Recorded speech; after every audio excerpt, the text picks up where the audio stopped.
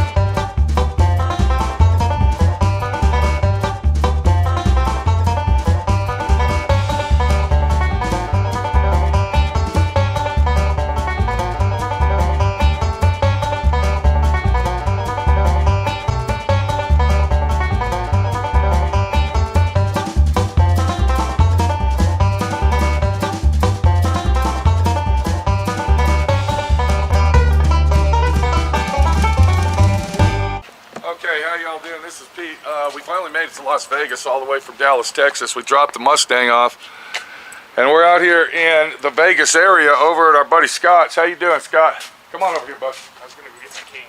Come on. You need your cane? Yeah. Go get your cane. We're going to look at your car.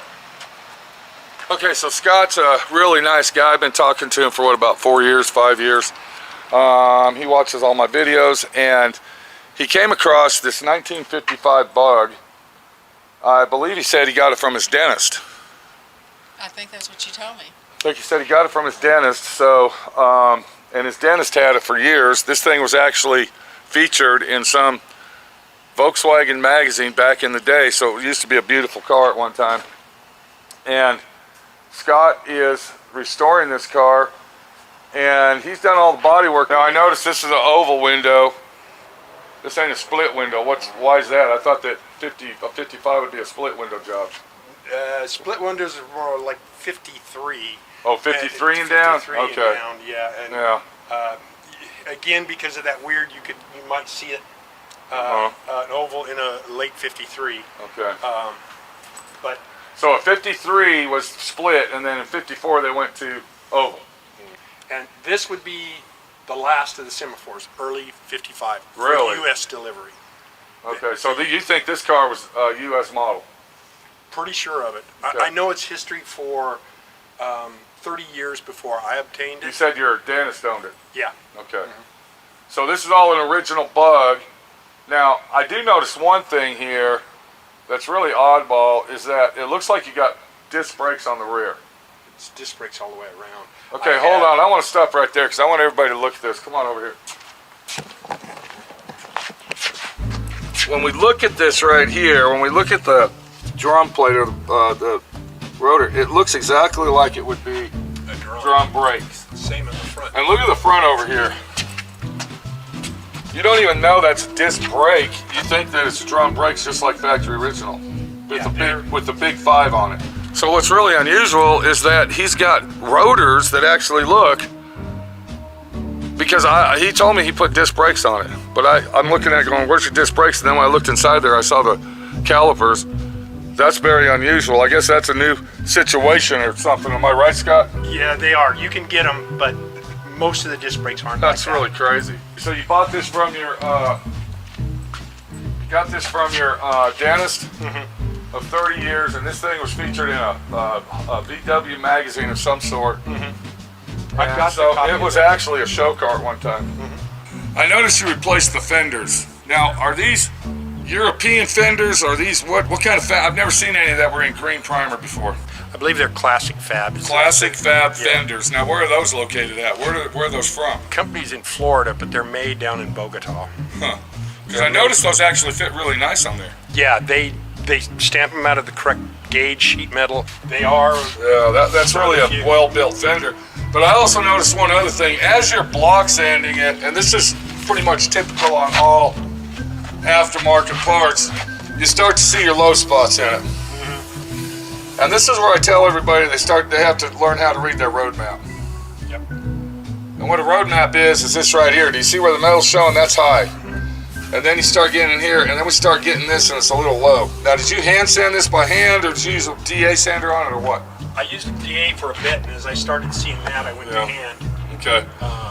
Now, that doesn't mean that the fender's ripply and ugly like that. That can be just a super minor imperfectional situation where it just needs a little bit of work. And when I say work, I'm not talking hammer and dolly. I'm talking using some Evercoat polyester filler on it, and especially like right in here. Now, a lot of this, like you see right here, this can be covered with 2K primer.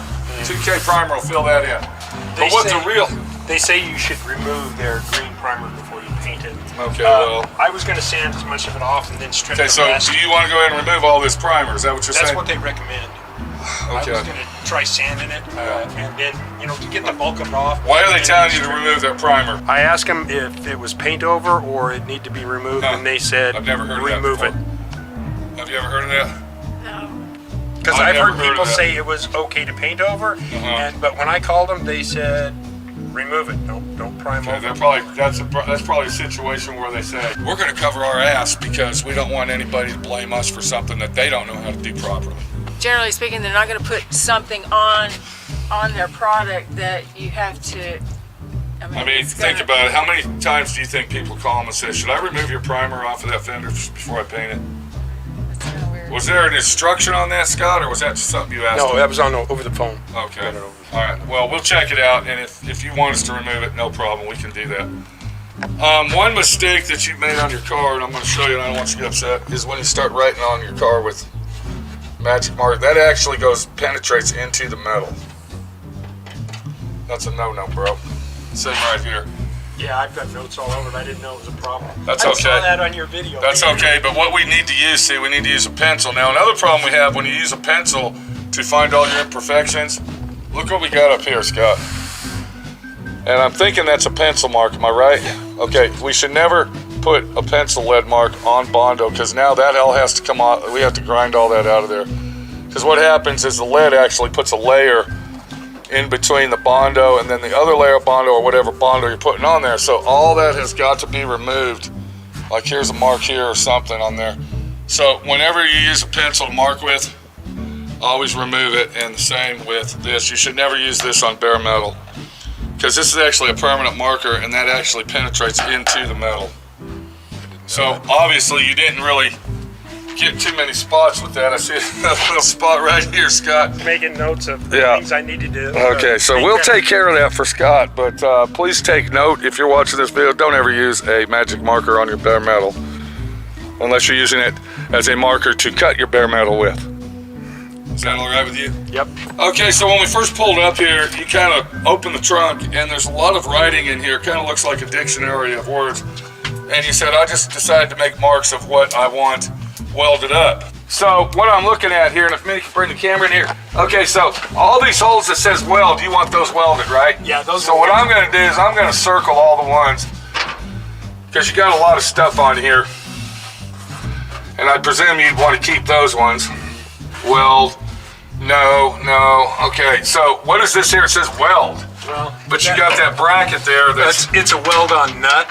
It's not welded. Okay, you want to weld the nut on there. Yeah. Okay, so we're going to spot weld this back to the factory specs just like that. Okay, no problem, bud. Let me... And I can see, I'll drill some small holes in there and we'll make it look as factory as possible. And then here's a bunch of holes. Now, what are these holes from, Scott? It's from a Why are these holes here? fuse box that somebody else put in it before. Okay, Different. obviously it was an aftermarket fuse box. Now what kind of fuse box was that, Scott? It was a painless wiring kit. Painless wiring. So what you're telling everybody is if you wire up an old bug, don't use painless. Well, it doesn't look very factory, and it doesn't. Yeah. You know, so I guess it depends on the look you're going for. It would definitely Because I'm look pretty that one. sure, isn't this indention? One of these indentions is where your fuses are under your car. This is the block. Okay, that's where it is on your car. This one, and then down here is the second one. Okay, so Two keep little- those there. Okay, yeah. Got it. Now, are you going to use the cloth wiring harness just like factory, or are you going back to some aftermarket job? Well, it's made by Wireworks. It's not cloth. It has the But it's specifically designed for your bug. Yeah, and all the wirings have the same as the original Volkswagen wiring Got it. marking. So you can look at the original All right. wire diagram. And Okay. Now, when we weld this up, do you want this nice and clean in here, just like if you would look like this here? And then we're going to paint all this in here, am I correct? yeah, this was actually, and I need to touch it up on Wow. the inside. Somebody had cut out a hole and put an instrument in there, which again, I didn't do. The other side, I've got. Okay, so when we paint the inside here, you want this looking just like the outside? best am I you right? can. Yeah, as Okay. best you can. Because, well, you got two options here. What we can do is we can sand this down, which is, I guess, our epoxy primer, and paint over that, or we can put primer in it and sand it down. Okay. How do you want it? Well, I want it painted the same color as the outside. Okay, Just but the do way you want it looking like the outside? And Pretty then, much. As much okay, as you well, can. that's what I need to know here, okay? I need to know what kind of finish we're going after, Scott, because if I don't know and you get your car back, guess who's in trouble? Not me. Okay, I noticed down in here you got all the rhino liner going on. That's done deal. You got an electric fuel pump. That's a good idea. I don't know if you caught that off my videos, but that's a good idea there. You got your steering. Now, did you do all your kingpin action on this thing? And Yeah. Yeah. so all that's done. All Okay. the running stuff is all brand new. Yeah, now I noticed on these hinges right here, it looks like there was some heat done to that hinge. What's going on with that right in this area? Did you heat that up for some reason? Oh, that's how you got it. Okay. Now, the thing about the Volkswagen hood and the trunk lid, I'm just going to let you know, we can do some body work on the inside, but we can't guarantee that it's going to look, okay? I mean, you're looking at one panel, single action panel here. You understand what I'm saying?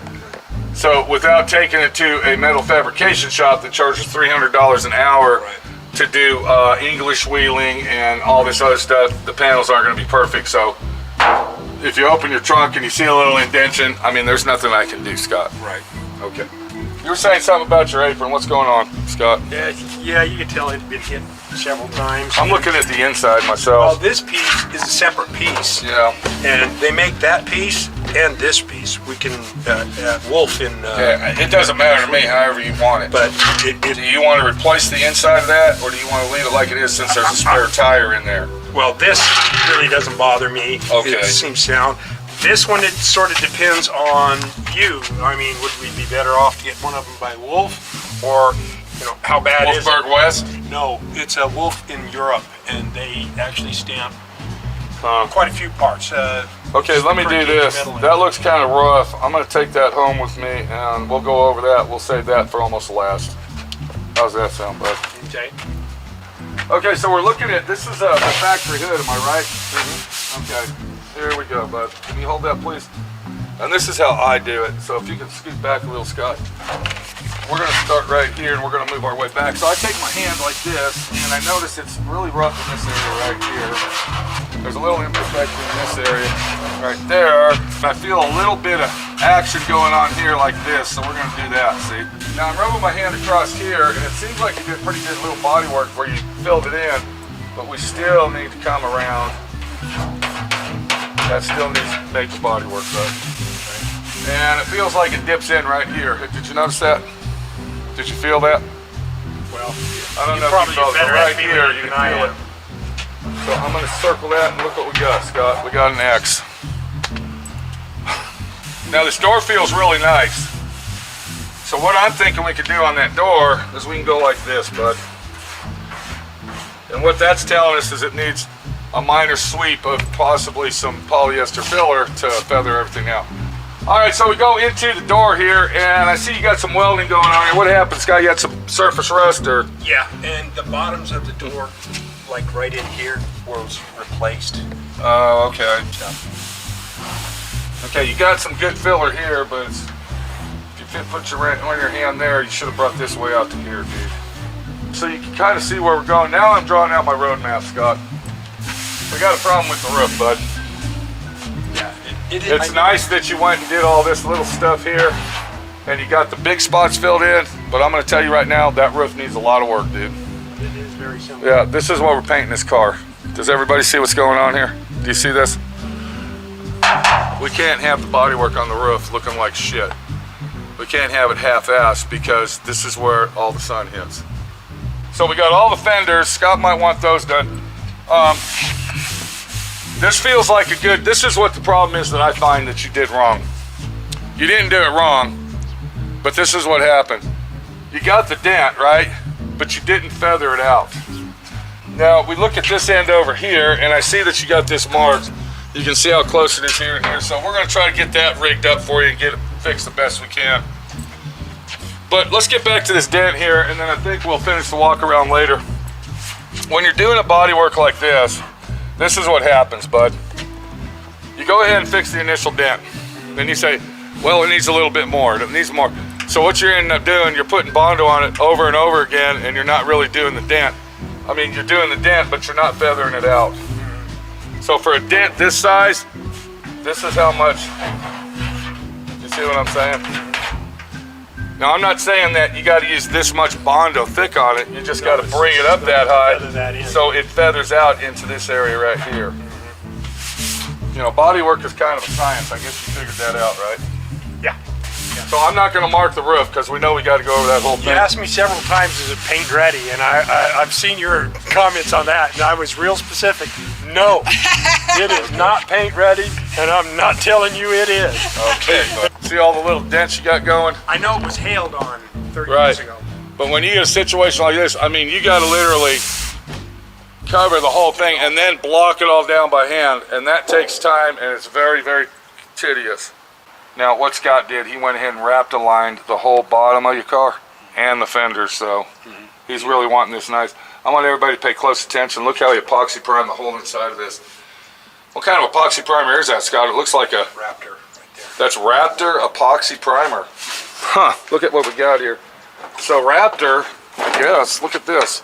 Wow, I didn't know they made it. That's an anti-corrosive primer. So that's almost like a semi Port 15 action going on. Wow. I like these fenders. They actually fit really nice. Most of them have a big gap in this area down in here. But these seem to fit nice, and they're actually made pretty good. These do have the metal tubes that go to the body.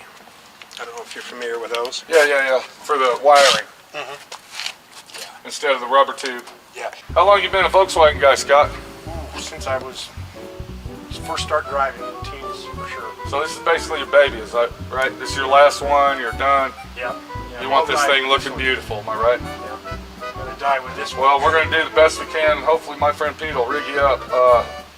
I'm actually glad you didn't prime it. I don't know if I told you not to do that or not. Yeah, you told me to go over the bodywork primer. The initial. I think you're gonna be happy with the outcome of your car, and everything's gonna look good. I love Volkswagen, Scott. I'm a Volkswagen guy. This is what I don't like about these primers. Come on over here. And this is another thing that people got to watch out with. When you're doing body work, where was I looking? Look over here. Can you see where it looks like it's peeling right here, Scott? It looks like it's like little flaky peeling action. Okay, and if you look, I don't see anywhere where it's feathered out, but when you see this type of action, look. Okay, and then see right here where you hit it with sand and it peeled off instead of feathered it out. Okay, when you see that type of action, that means it's a cheap, inexpensive primer.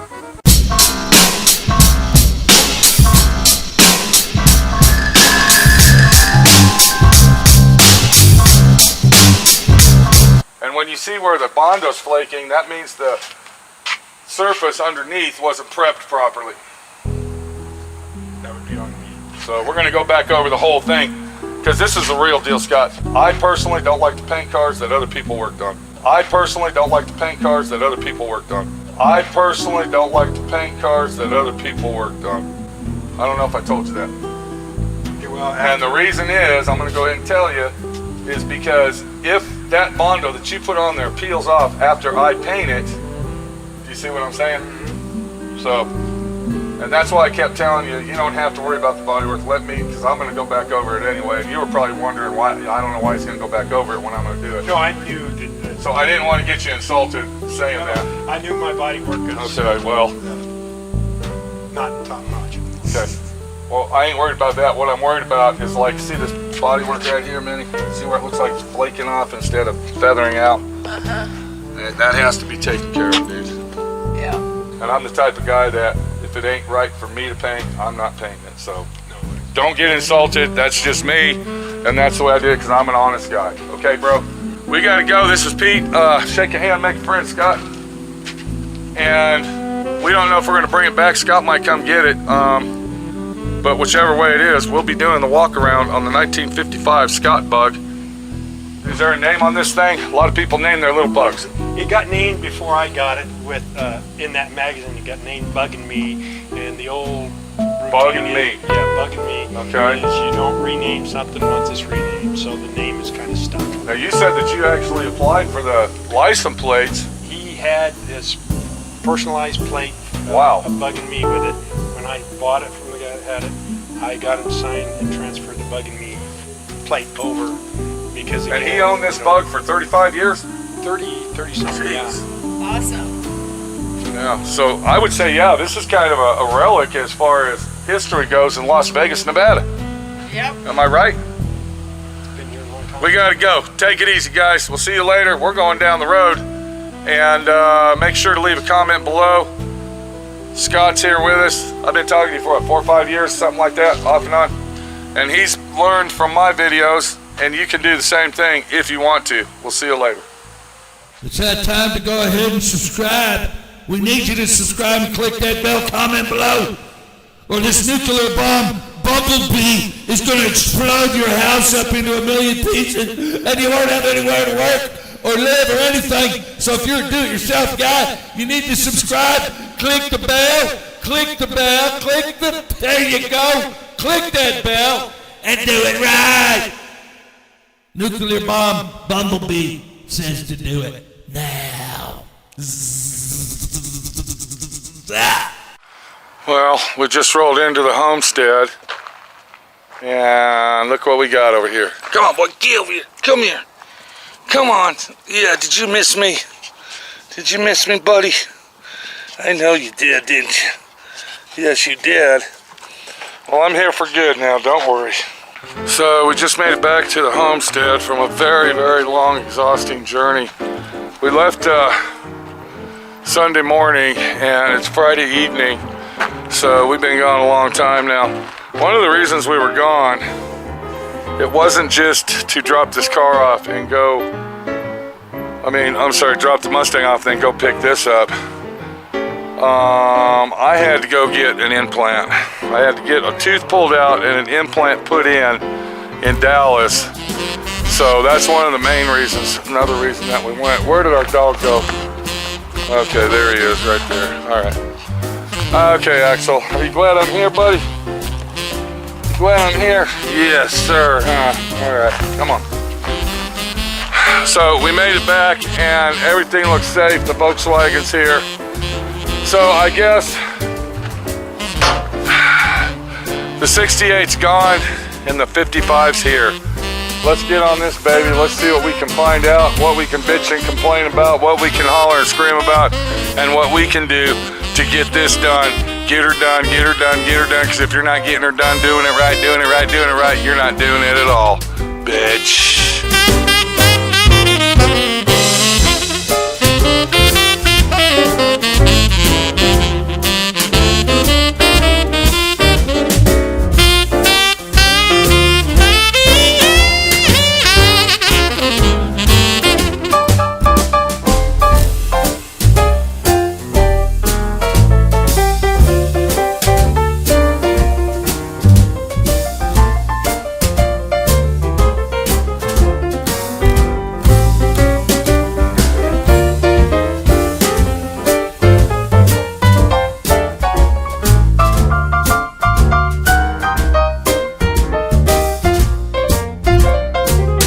personally don't like to paint cars that other people worked on.